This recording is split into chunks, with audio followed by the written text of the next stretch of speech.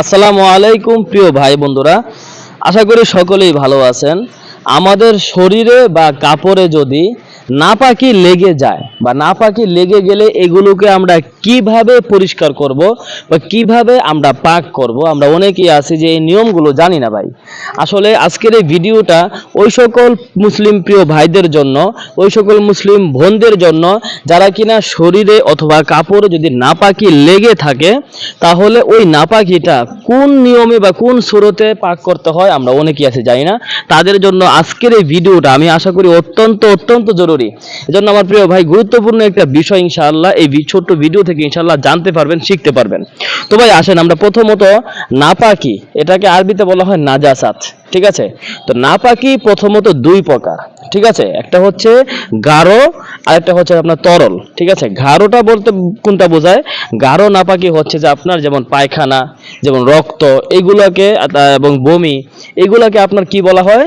গাঢ় নাপাক, ঠিক আছে? অর্থাৎ নাজাসাতে গলিজা, বড় নাপাক আর কি, সহজ আমরা বাংলাটাই বুঝি, বড় নাপাক। তো বড় নাপাকি যে বস্তুগুলা বললাম, যেমন পায়খানা, রক্ত, মুখ ভরে বমি হওয়া, এইগুলোর দ্বারা যদি এই সকল জিনিস আপনার এই যেমন পায়খানা ধরেন বা রক্ত ধরেন, যদি আপনার কাপড়ে লাগে, যদি আপনার কাপড়ে বা শরীরে লাগে, তাহলে এটা ধুয়ে ফেলতে হবে এবং 3 বার মিনিমাম ধুইতে হবে আপনাকে। কয়বার ভাই?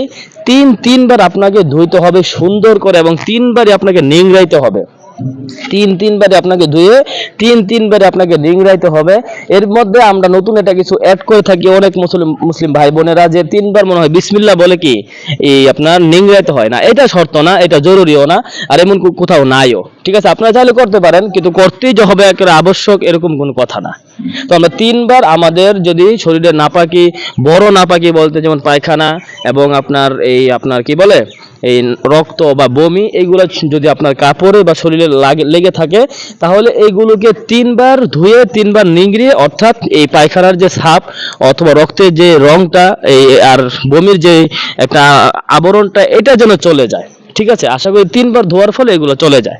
তারপরে আসেন ছোট নাপাকি, ঠিক আছে? ছোট নাপাকি বলতে তরল নাপাকি আর কি, যেমন ধরেন প্রস্রাব, যেমন ধরেন আপনার এই স্ত্রী সহবাসের পরে আপনার যে বীর্য বের হয়, হ্যাঁ, এগুলো। তো এইগুলো যদি আমাদের শরীরে বা গায়ে লেগে থাকে, তো এইগুলোও ধোয়ার স্রোত একই, আপনাকে 3বার করে ধুইতে হবে। এবং তরল যে নাপাকিগুলো আছে, এইগুলো কাপড়ের মধ্যে লাগলে কাপড়গুলো আপনাকে ভালো করে নিংড়াইতে হবে। যেহেতু এগুলো তরল নাপাকি, এগুলো কাপড়ের মধ্যে বিস্তার লাভ করে ফেলে বেশি, অর্থাৎ বেশি ছড়িয়ে পড়ে। আপনি দেখবেন একটু পানি বা একটু প্রস্রাবের ছাপ যদি আপনার একটা কাপড়ের এক কোণায় লাগে, দেখবেন যে আস্তে আস্তে কিন্তু বড় হয়ে যাচ্ছে, তাই না? এই জন্য আপনাকে কাপড়টা সুন্দর করে ধুয়ে নিতে হবে, হ্যাঁ। এবং যদি অনেকের এরকম থাকে যে সেলাই করা 2 পাল্টা কাপড়, ঠিক আছে? অর্থাৎ বড় একটি কাপড়, এটা মাঝখানে সেলাই করা কাপড়ের এক পাশে কি নাপাকি লেগেছে, আরেক পাশে লাগে নাই। তো এখন এই অবস্থা করণীয় হচ্ছে যে আপনার পুরো কাপড়টাকে আপনাকে ধুইতে হবে, ঠিক আছে? পুরো কাপড়টাই কিন্তু নাপাক হয়ে গেছে। আর যদি কাপড়টা সেলাই করা না থাকতো, মাঝখানে কোনো সেলাই বা পার্টিশন না থাকতো, তখন কিন্তু যে কাপড়ে মানে যে অংশে লেগেছে শুধু ওই অংশটা ধুয়ে ফেললে কিন্তু এই কাপড়টা পাক হয়ে যেত। তো ভাই আশা করি ভিডিওটা বুঝতে পেরেছেন, আর শেয়ার করে যে সকল মুসলিম ভাই বোনেরা জানে না তাদের কাছে পৌঁছে দেওয়ার দায়িত্ব কিন্তু আপনাদের ইনশাআল্লাহ। তো ভাই ভালো থাকবেন, আসসালামু আলাইকুম ওয়া রাহমাতুল্লাহ।